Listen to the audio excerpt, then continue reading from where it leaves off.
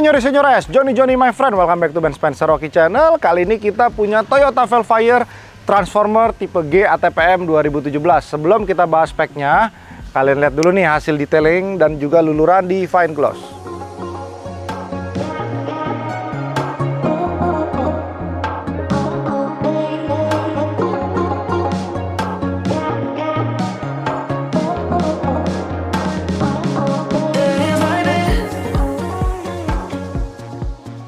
Oke, buat teman-teman yang punya mobil atau baru beli mobil bekas Alphard, Velfire, atau nggak punya mobil baru yang pengen diproteksi maupun dilulur, kalian bisa langsung aja hubungin Kevin Mon atau nggak Fine Gloss.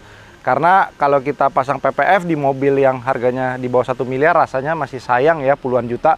Jadi lebih baik kita coating aja, ya tapi terserah sih, kadang-kadang orang juga punya budget lebih untuk mendapatkan peace of mind masing-masing. Oke, kita cerita sedikit, Velfire dan Alphard ini yang generasi AGH 30 itu datang ke Indonesia itu di tahun 2015, di mana 2015 sampai 2022 itu ada AGH 30. Lalu dia ada generasi faceliftnya di atas ini, yaitu yang tipe yang ada di dalam, yang punya gua, itu 2018 ke atas sampai 2022. Buat teman-teman yang berminat sama interior yang males kotor, males dekil-dekil, biasanya orang-orang itu carinya Velfire, karena Velfire tipe G ATPM dia interiornya akan berkelir hitam. Tapi kalau kita beli Alphard G ATPM biasanya warnanya beige. Nah, beige ini ada plus dan minusnya. Kalau teman-teman suka yang namanya interior lebih cerah, kalian biasanya pilih beige. Sedangkan kalau kita beli Alphard SC, dia interiornya sama seperti Velfire ini, warnanya hitam. Tapi seperti yang kita tahu, begitu sudah masuk di Transformer, Alphard dan Velfire tipe CBU itu lebih sedikit populasinya dibandingkan dengan ANH 20. Karena apa? Karena pada saat AGH 30 ini keluar di Indonesia, ATPM itu sudah gencar sekali mengeluarkan yang varian Alphard dan Velfire, sehingga importir umum itu tidak bisa menyaingi. Karena pada saat barunya dulu itu bedanya ratusan juta. Oke, kira-kira di 2024 worth it gak sih beli mobil Velfire maupun Alphard 2015 sampai 2017 yang dimana notabene harganya itu sudah 30% dari harga Alphard terbaru sekarang ya. Kita bicara dengan apple to apple, kondisi tipe yang sama itu 1,7 sampai 1,8 M tipe hybrid yang non modelista maupun modelista. Jadi sekarang ini dibanderol di 600 jutaan, worth it gak? Ya kalau gue bilang gini, kalau lu masih pingin dapat image yang orang kaya lama, lu pengen cari kenyamanan, lu beli ginian oke. Tapi kalau lu pingin mobil yang brand new, lu pingin yang nyaman, brand new, dan juga mobil itu tuh kalau boleh dikatakan peace of mind lah. Mungkin ada salah satu solusinya kalian beli Innova Zeniq. Tapi lagi-lagi ketika lu tinggal di Indonesia, mobil itu sudah bisa menjadi jubah lu di depan mata orang, Om. Bener gak? Bener. Apalagi ketika lu kerjaannya yang penyangkut misalkan jasa. Misalkan lu menawarkan jasa asuransi, atau enggak lu mungkin harus ketemu orang seperti bidang lawyer atau bidang yang sering ketemu orang lah, sales atau gimana pun. Biasanya lu naik mobil begini dengan membawa driver akan lebih kelihatan bonafit, ya kan? Tapi lagi-lagi John, kalau lu itu seorang family man, lu suka bawa sendiri, lu nggak punya supir, kayak gua begitu saat Pak Joko resign, Velfire gue udah rasanya udah nggak dipakai lagi, Om. Walaupun sebenarnya lu bawa mobil ini tuh masih tetap nggak terlihat supir, karena driving positionnya pun tetap nyaman. Ketika lu lihat Velfire G ATPM, ini bodinya itu lebih ke arah ngotak boxy. Jadi banyak juga yang bilang kalau misalkan lu nggak suka model Velfire yang seperti ini, biasanya kita bisa upgrade menggunakan bumper tipe ZG yang ada dua kotak sarang lebah di sebelah sini, ataupun kalian merubah seperti model ZG facelift seperti di sini. Ini kalau ini punya gua GATPM 2020 yang sudah gua upspec menggunakan tipe ZG. Nah, ini dia nih. Dia perbedaannya ada di lampunya ya. Ini lampunya sudah berwarna blue lens di dalamnya, reflektornya. Lalu bumpernya dia lebih progresif. Bisa sih John, kalau lu mau rubah yang itu kurang lebih sekitar, correct me if I'm wrong, sekitar 70 sampai 85 juta udah bisa dirubah. Mulai dari headlamp, stop lamp belakang juga bisa kita rubah jadi yang lebih baru. Tapi kayaknya pakai begini juga udah keren ya Om ya? Iya. Hah? Jadi ini dia bisa dioperasi plastik macam-macam ya? Bisa. Jadi kalau lu punya Alphard Transformer, apalagi lu beli yang tahun 2015 yang varian lebih murah ya, tahun yang lebih tua biasanya kan lebih murah. Itu lu bisa upgrade menjadi Lexus LM 250, bisa menjadi Velfire ZG, atau nggak mau jadi Alphard SC sekalipun bisa. Karena memang Alphard dan Velfire itu sharing platform, cuman bedanya di eksterior sama di interiornya aja beberapa ada yang beda. Oke, lanjut. Velfire dan Alphard ini kalau kita lihat di 2024 dengan range umurnya yang sudah 5 sampai 9 tahun tua, apalagi kalau di Indonesia itu tipikal orang-orang itu pakai mobil 3 tahun ganti kan Om? Iya. Kita cari mobil ini 8 dari 10 itu kilometernya sudah tidak autentik. Makanya ini kebetulan mobil ini 2017 dibeli dari baru di Plaza Toyota Green Garden, itu punya tante gua dari baru Om. Jadi dari baru selalu gue servisin di Plaza Toyota di tempat dia lahir, selalu menggunakan oli Q8 dan juga servis recode semua ada lengkap. Kilometernya juga memang nggak dikit Om, 90 ribuan. Ya itu orang Indonesia kalau lihat kilometer segitu biasanya, aduh, pinginnya jadi 50 ribu kan Om. Ya tapi gimana lagi ya, namanya mobil dipakai kan. Yang penting record lah. Yang penting servis record, betul. Tapi ya itu lagi Om.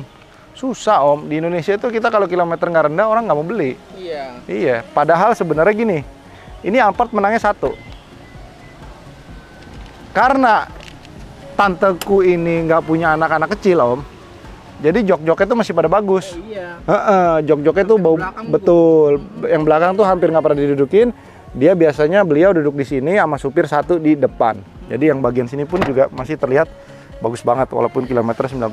Dan ini jok nggak ada bekas cat sama sekali.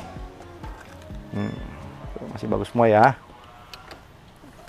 Cuman kalau kita ngelihat di bagian head unitnya, head unit 2015 sampai 18 itu masih lebarnya itu 9 inci, tetapi dia punya layar kecil di dalam sekitar 6,7 inci. Jadi kalau kita mau upgrade mungkin kita bisa menggunakan Pioneer DMH seri 9 yang udah bisa Apple CarPlay dan Android Auto Wireless, itu akan lebih baik penampilannya. Terus dashboardnya juga bagus nih, nggak ada lecet-lecet. Nah, jadi ini kalau menurut gue sih, gue lebih suka yang warna hitam begini Om ya. Kalau beige itu dia punya wood panel itu warnanya merah. Dia udah nggak lengket-lengket kayak yang sebelumnya ya? Betul, karena memang partikel dashboardnya pun beda. Dia udah model double stitching, dia jadi model ini kalau gue pegang bahannya itu kayaknya semi kulit yang dilem sama lem mati sama dashboardnya nih Om. Nah, dibikin double stitching seperti ini. Oke. Lalu kalau kita beli yang 2015 sampai 2017, itu model TV-nya masih gendut seperti ini nih. Belum model tipis kayak punya gua. Jadi kalau kita mau ganti, di-upgrade, bisa di-upgrade ininya aja. Tapi rata-rata sih kalau orang udah naik Alphard Velfire, udah nggak ada yang nonton lagi di sini sih Om ya. Iya. Biasanya kalau nggak nonton di handphone sendiri, atau nggak dia biasanya beli iPad holder, taruh iPad-nya di sini, baru baru nonton di sini. Gitu. Karena kita kalau pakai mobil begini tuh biasanya buat macet-macetan tuh enak sekali Om. Waktu gue punya Pak Joko, waduh masih enak Om. Iya, begitu Pak Joko udah buka warung kan, kita jadi nggak punya supir. Nah, udah nggak dipakai lagi deh mobilnya. Oke. Jadi ini variannya banyak juga ya John? Enggak. Jadi sebenarnya kalau lu bicara tentang Velfire, di tahun yang sama 2017, dia ada tipe G ATPM, Velfire ZG, atau enggak mungkin Velfire Wellcap. Tapi yang Wellcap itu sedikit sekali. Wellcap itu yang biasanya modelnya kursi roda turun, di Transformer itu populasinya cukup sedikit. Jadi gimana menurut lo Om? Lo lebih suka Velfire atau Alphard? Alphard ya? Lebih suka, enggak, justru gue suka Velfire John. Kenapa? Lebih sporty gitu loh. Awal-awal waktu gua ngelihat mobil ini belum keluar yang model baru nih Om ya, yang AGH 40, Velfire yang ini tuh modelnya kurang. Tapi begitu gua ngelihat mobil ini gue sering lihat berseliweran. Aura orang kaya lamanya tuh kelihatan Om. Yang ini dibandingkan yang baru ya. Nggak tahu kenapa ya. Ya kalau yang AGH 20, ANH 20 tuh mungkin lebih tua lagi ya. Tapi ANH 20 gue lebih suka yang ZG. Nah gitu kurang lebihnya. Oke, yuk sambil kita jalan-jalan naik Velfire. Jadi kalau tipe G maupun ZG itu biasanya sudah ada dashboard di tengah seperti ini dan juga laci kompartemen yang cukup besar di sebelah sini. Kalau yang versi varian facelift dia sudah ada wireless charging di sini. Kalau yang lama itu setahu gue ada di sebelah sini nih. Ya ini wireless chargingnya ada di sini nih Om. Nah, gitu. Terus kalau tipe X maupun tipe Z yang pilot seat, yang non pilot seat itu dia ininya kosong nih Om, melompong. Gitu. Ini mobil ya Om, dibandingkan yang lama walaupun cc-nya hanya beda 100 cc, gue sering bawa kalau keluar kota tol kosong itu kilometer pasti mentok Om, 180. Mesinnya tuh enak banget dan juga CVT-nya tuh sangat nyaman sekali. Tapi ketika CVT-nya sudah rusak, ya lu siap-siap aja keluarin duit dibanderol sekitar 40 jutaan. Itu. Makanya yang kayak gue bilang, ini mobil tuh apa ya, lu buat jadi penumpang tuh enak. Operan giginya nggak berasa, lu duduk juga nyaman, tetapi kalau lu dapat mobil yang nggak segar itu artinya gini, kilometer itu lu beli, orang itu jual misalkan 2000, dia beli 2017 nih om, dia jual pada saat awal covid 2020, kilometer udah 80.000, diputer kan jadi 40.000, naik lagi jadi 80.000 di 2023, diputer lagi 40.000, artinya kilometer udah 160.000. Padahal sebenarnya gini om, wajar-wajar aja sih kalau kilometer mobil itu sampai 160.000 selama perawatannya juga oke. Tapi kan buat apa lu beli mobil yang kilometer 40.000 tapi aslinya 160.000? Iya, ngapain gitu ya kan? Makanya gue bilang, ya cuman kadang-kadang orang itu beli mobil maunya yang kilometer rendah om. Ini mobil juga gue bandrol nggak mahal kok, 600-an kecil. Karena memang gue udah ngomong sama tante gue, ya tante ini kalau mobil kilometer segini pasti harganya nggak akan bisa sama yang kilometer 50 sampai 60 ribuan gitu. Tapi lo nggak usah sedih, mobil ini dari baru recordnya selalu ada di Plaza Toyota Green Garden om. Iya. Kerawat banget. Kerawat. Jadi kan biasanya tuh gue selalu ditelepon kalau mobilnya rusak atau mobilnya mau ganti oli, gue bilang udah bawa ke Plaza Toyota aja, ada apa-apa tinggal diganti-gantiin aja di sana gitu.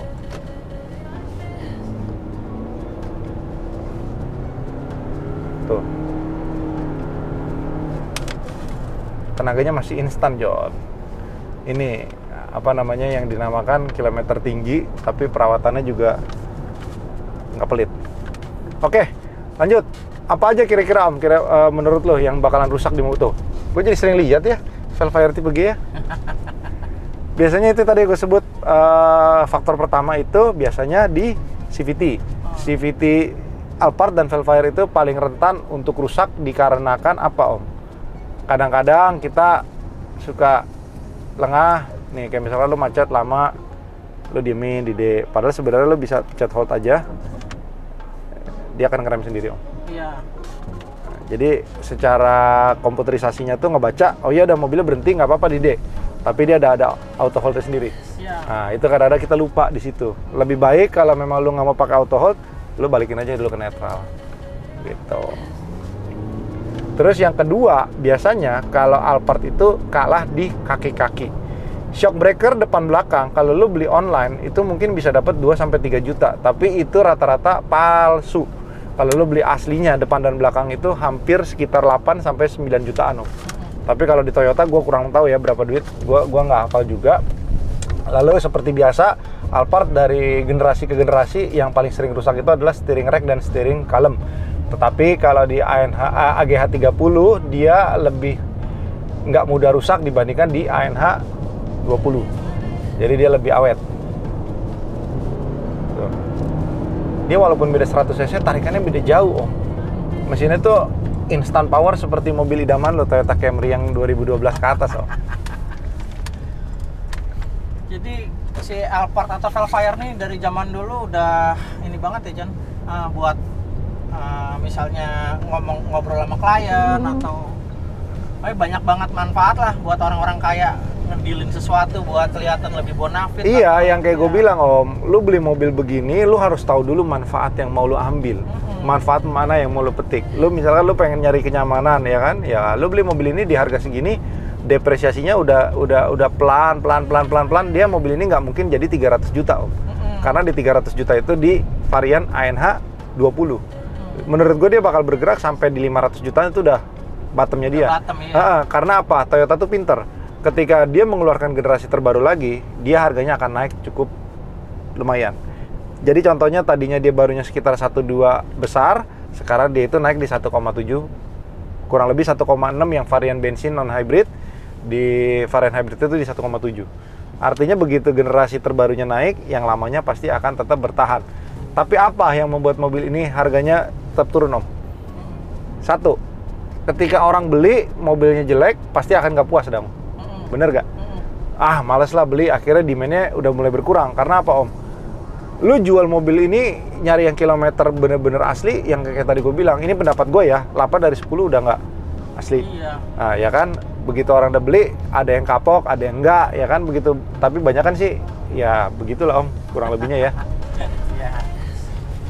Nah, terus udah gitu, ketika lo beli mobil ini, orang tuh tidak siap dengan segala perbaikannya Om. Iya. Jadi kalau misalkan lo mau naik Alphard atau Velfire baru tahun segini, lo anggap deh, lo keluar duit 20-30 juta untuk bikin mobil ini refresh lagi. Lo ganti ban, lo ganti shock breaker, ganti lain-lain. Kalau memang lo dapetnya mobilnya udah harus ganti Om ya.